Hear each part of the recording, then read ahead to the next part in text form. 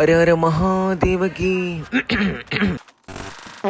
அந்த கருப்பு ஆடை அடிச்சே ஆகணும் அப்படின்ற ஆர்வத்தோட திருப்பியும் பேராஷூட்டை கிழிச்சு கீழே இறங்கினேன். நான் வந்த பதட்டத்துல அவன் க்ளோவால போட்டுட்டு அந்த ரூமுக்குள்ள முட்டையை அடகாத்துட்டு இருக்கான். கரடிக்கு தெரியாதா கைப்புள்ள வாசம். மேல எவனாவது இறங்குறாவனான்னு ஒரு எட்டு பார்த்துட்டு கீழே நம்மளோட பிளானை எக்ஸிக்யூட் பண்ணலான்னு சொல்லிட்டு ஒரு ஜம்ப் ஒண்ணு போட்டு மறுபடியும் இன்னொரு ஜம்ப் பண்ணணும் இல்லையா. மனசுல நினைச்ச மாதிரி ஆங்கிளை கரெக்டா வச்சு குதிச்சேன், வந்துட்டேன். அன்எக்ஸ்பெக்டடான ஒரு அண்டர் ரேட்டட் ஷாட்னா இதுதான்.